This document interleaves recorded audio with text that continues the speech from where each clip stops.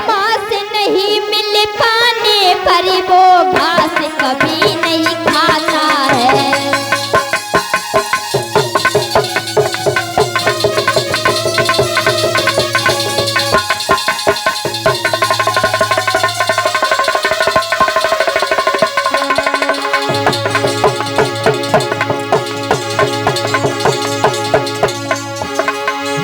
बोले हैं शेर जंगल में रह करके बेटा भूखा मर सकता है। माँ से नहीं मिल जाने पर वो घास कभी नहीं खाता है।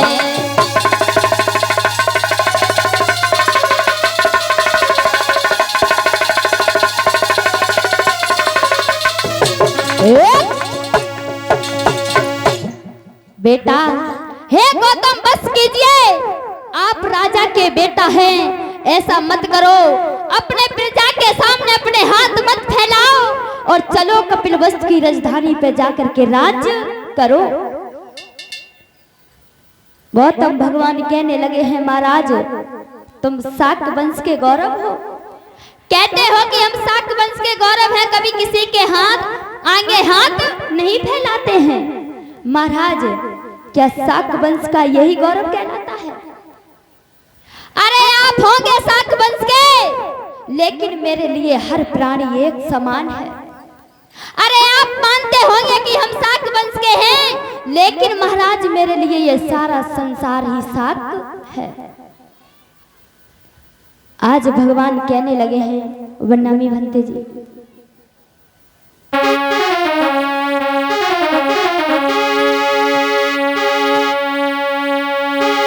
कि बोले हैं बुद्धि महाराजा और ये मांगते खाते हमें नहीं लाजा। बुद्धि ही दे करके संतान निधि और ये बुद्धि मांगे करे खाता है ओ राजा।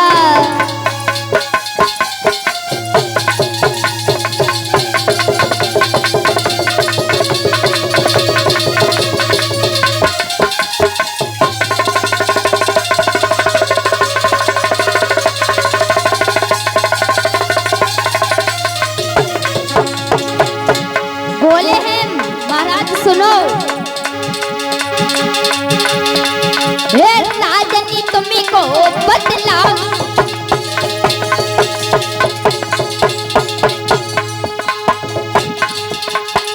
मेरी बात को ध्यान से सुनना है। और भीख मांगने में लाज नहीं, ये सत्य तो मैं बताता हूँ ओ राजा।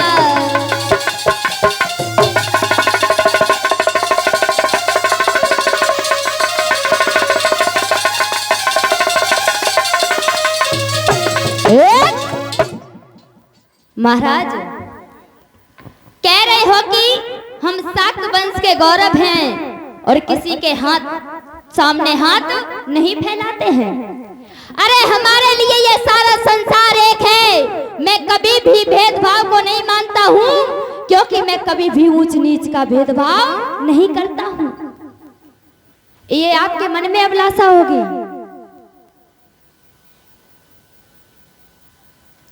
आज हाथ जोड़ करके महाराज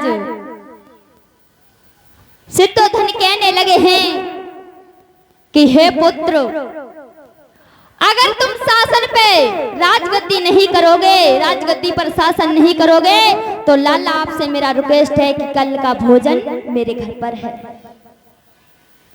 आइए लाला, तुम्हारी वो रानी यशोधरा भी तुम्हारा इंतजार कर रही है, मौसी प्रजापति भी तुम्हारा इंतजार कर रही है। बेटा जा करके उनको दर्शन देना। आज भगवान ने निमंत्रण को स्वीकार किया है। जब निमंत्रण को स्वीकार किया है, उसके बाद में जैसे ही सुबह हुआ, आज भिक्षुओं को संकेत किया है, भिक्षु मुझे कपिल वस्तु के महलों में चलना है।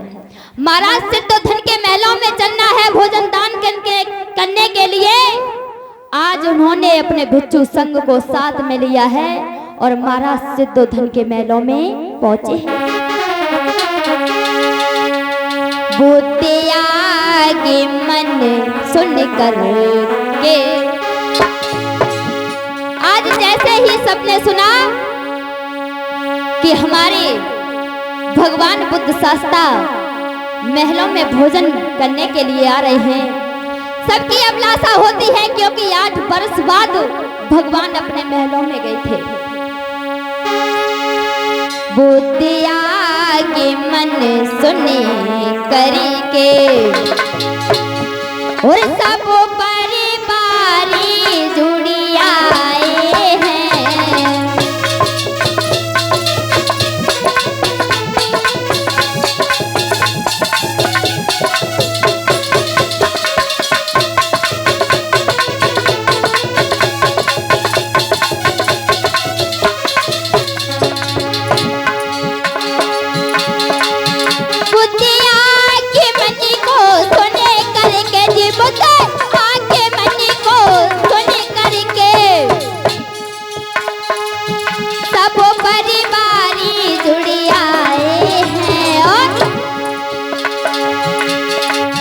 पर यशोधरा और राहुल बेटा, पर यशोधरा और राहुल बेटा और नाही दर्शन करने आए।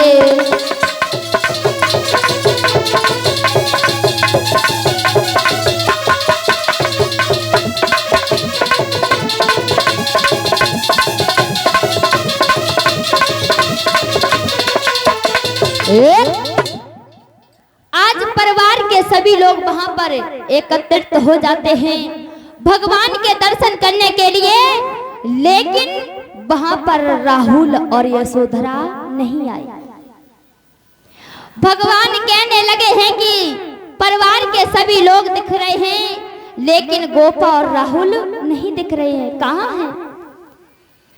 आज प्रजापति मौसी ने दासी को पास में बुलाया और कहने लगी है, हे दासी चली जा मेरी गोपा को जल्दी से बुला करके ला। उससे कहना कि तेरे भगवान तेरे घर पर आए हैं और चल करके दर्शन कर ले। आज मैया दासी से कह रही है, दासी चली जाइए जा करके मेरी गोपा को बुला के लाइए। आज वहां से दासी चल देती है गोपा के महलों के लिए। हे दासी वहां से चली सुनो सरदारी,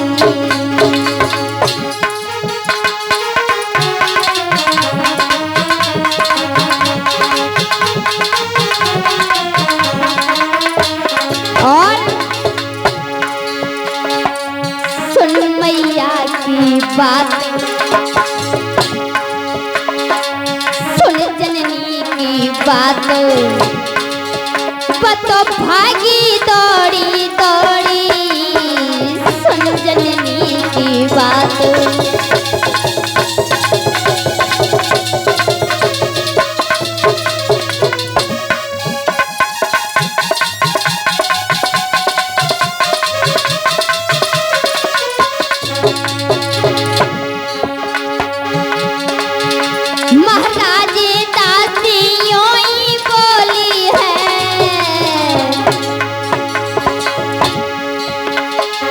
तेरे स्वामी आए महलन में बहन,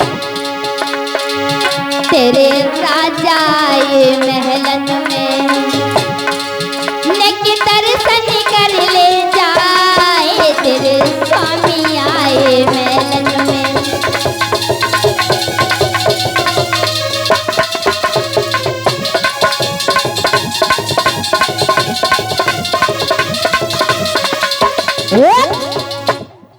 आज जाकर के वो दासी गोपा के महलों में पहुंचती है और गोपा से कहती है, गोपा अरे यो गोपा, मेरा प्रणाम स्वीकार करो।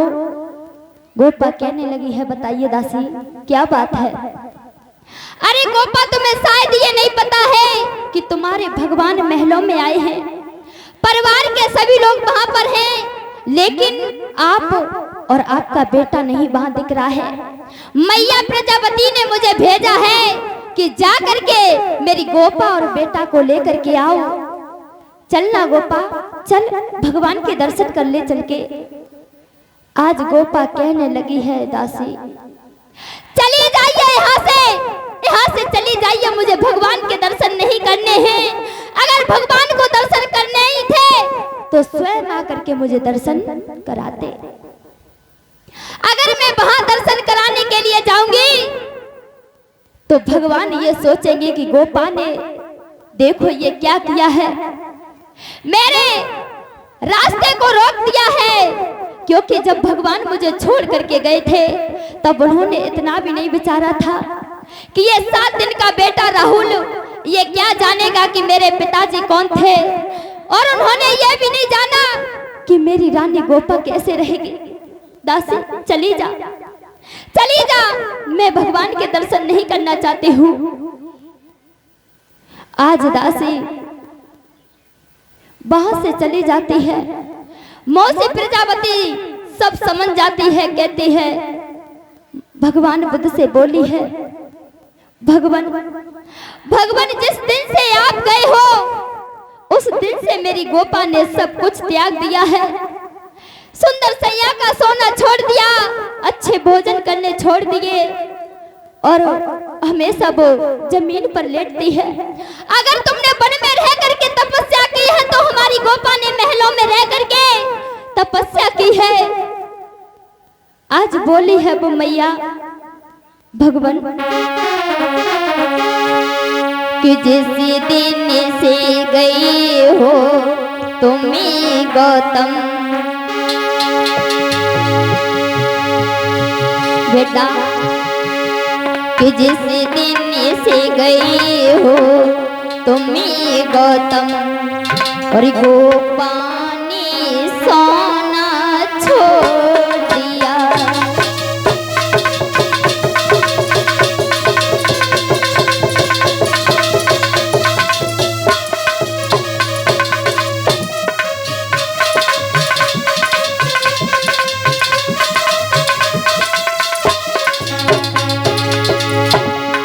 बेटा, हमारी गोपा ने तुम्हारे प्रति कितने कष्ट झेले हैं। तुमने जाकर के वन में तन सुखाया, लेकिन हमारी गोपा ने महलों में रह करके उसने तन सुखाया। जिस दिन से गई हो तुम्हें गौतम, गोपा ने सोना छोड़ दिया, तज दिए महल के रास रंग, तज दिए महल के रास रंग, और खाट बिछौना छोड़ दिए।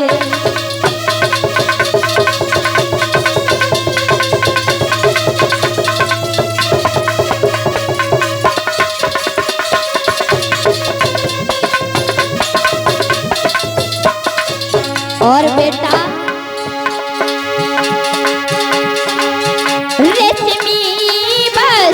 त्याग दिए, व्यंजनों का खाना छोड़ दिया।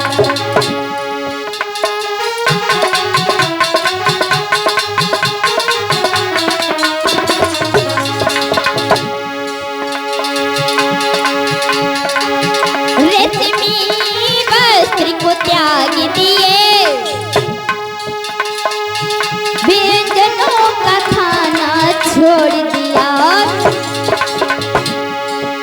तज दिए महल के रास रंग, तज दिए महल के रास रंग, और खाट बिछौना छोड़ दिया।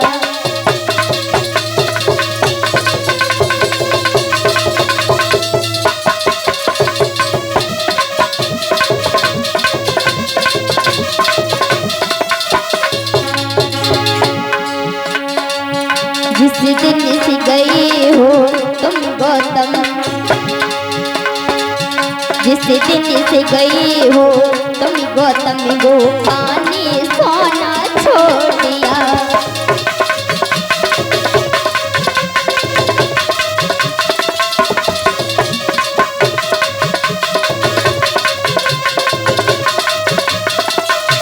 और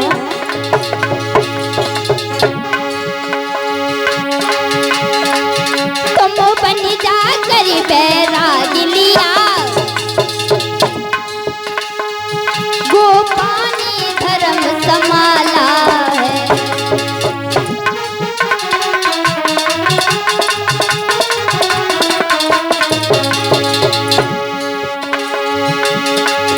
तुम बन जा कर बैराग लिया, गोपानी धर्म संभाला है। और नहीं बांधे कैसे हैं गोपा ने,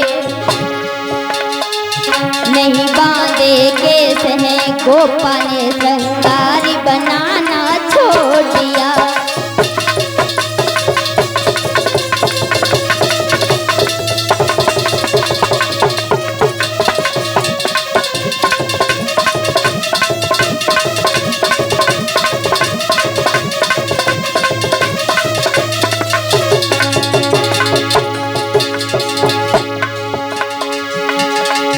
जिस दिन से गई हो तुम गौतम,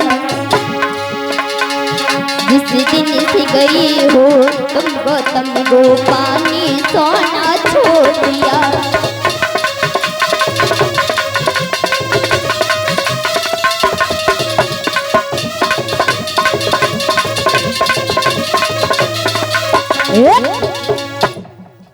आज मैया कह रही है, हे गौतम, जब से तुम आप बन को गए हो उसी दिन से मेरी गोपा ने सुंदर से बिस्तर को छोड़ दिया, अच्छे से वस्त्र पहनने छोड़ दिए, श्रृंगार बनाना छोड़ दिया, यहाँ तक उसने अच्छे व्यंजनों का भी खाना छोड़ दिया।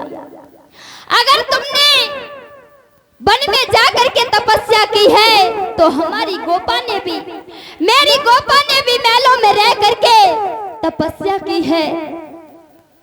आज भगवान कहने लगे हैं, अगर गोपा न होती तो शायद आज मुझे ज्ञान प्राप्त नहीं होता। आज मैया प्रजापति कहने लगी है, गौतम थोड़ी सी कृपा और कर दो, जा करके गोपा के महल में मेरी गोपा को दर्शन दे दो। नमो बुद्धाय बड़े भैया, नमो बुद्धाय।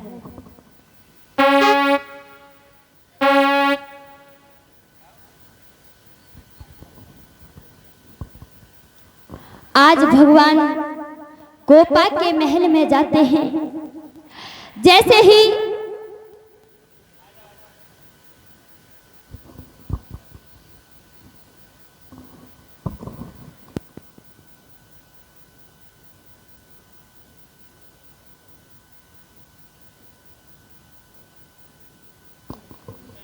और इसी बीच में